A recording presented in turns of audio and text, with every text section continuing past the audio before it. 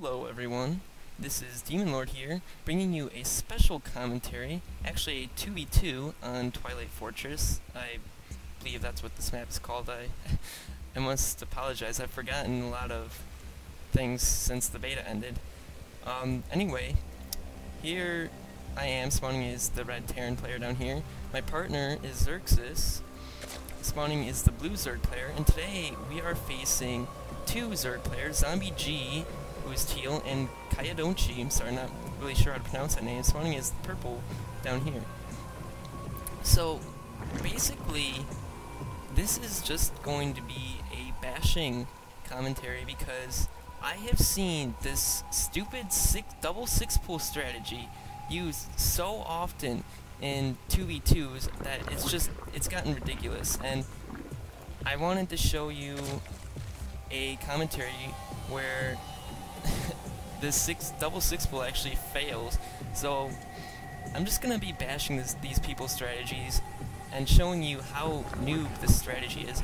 Xerxes here going to be scouting out the double pool, so now we know they're doing a double pool. We were suspicious of it because we face this stupid strategy so often. So I'm just gonna lay down a Rax right here, and down goes Xerxes spawning pool a lot later than this stupid rush that these people have set up. So we're gonna have three things popping for both Kayadonchi and Zombie G.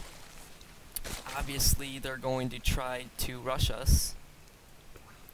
And here you see some SCVs of mine actually moving out of my main, and that is because I have lifted off my CC and I am going to be setting it down here in this high yield mineral patch down here. Now, this is a very, how should I say this, a dick move for a Terran player to do, because there's no destructible rocks to stop you from doing this, and unless it's scouted out, the Terran player will have a huge economic advantage here.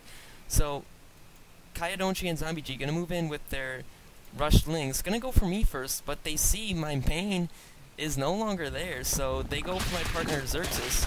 Unfortunately, his spine crawler is going to be not in time to stop this rush, so he's going to lose a lot of drones. Queen popping out, but he's already lost a fair number of drones to these lings. Also, two lings out for Xerxes. More lings coming in from Zombie G, gonna take down the spine crawler. Down it goes, and I'm not sure if Xerxes actually canceled that or if they destroyed it.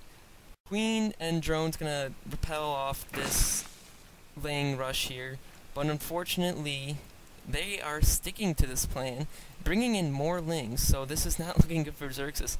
I actually apologized to him many times in Vent for pretty much just abandoning him here, but I was tired of losing to this really douche tactic, rushing tactic, that I've seen just so many times in 2v2s. Zombie G moving in with more lings now into Xerxes' main base.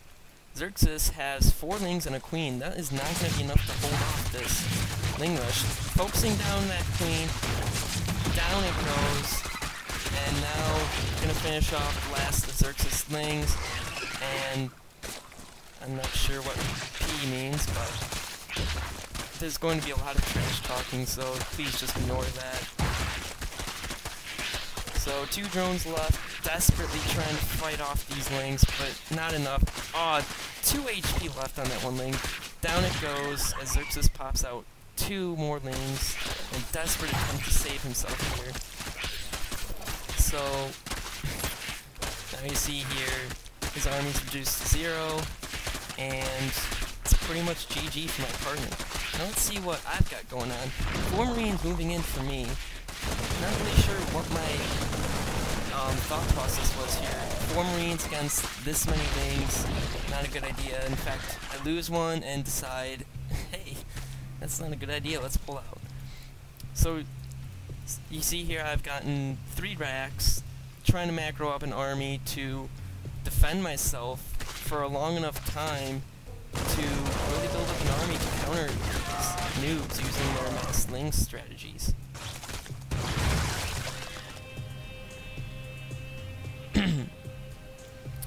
So now they know that I've expanded to the gold mineral, or if not, they're gonna scout it out now with their lings. But these Marines here are gonna be enough to fend off, taking my SCVs off the mineralized to kill these lings, and I do live to see another day. So now I'm just gonna keep building up my base here, trying to wall off and defend my workers so I can get an economic advantage and hopefully come back in this game. So these people are just so noobs. They don't even have any tech other than the spawning pool. They haven't even built extractors yet, which is terrible gameplay. If I walked in with an army right now, ZombieG doesn't even have a queen to defend himself, so very noob strategies here from both these zerg players, which is why I really hate people who rush, because that is usually the only thing they know how to do, and if that fails, they just fail at life, basically. Double Extractor is actually going down for Kayodonchi, so he sees that his rush has failed, and he needs to do something other than mass lings. Some more lings gonna move now into my base, but got a bunker down and a ton of marines, factory going down. I'm gonna be able to defend myself. Trying to focus on this tech lab. Now go with marines, and they see that they can't really do anything against this, so I'm not sure what they're thinking there. That is just bad micro on their part. As you see, I have an economic advantage here because I have this high yield mineral patch. So now I'm putting down a starport. I believe I'm going for Banshees because they are just massing ground units, so Banshees against ground. If they don't get any anti-air, it's not going to be pretty for their lings.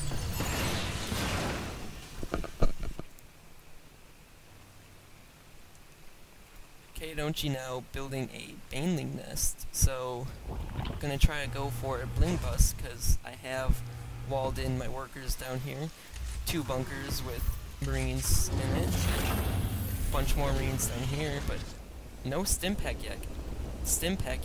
Actually going to research combat shield first to hopefully add enough HP to my marines to help fend off the mass lings, which again, all they have are mass lings.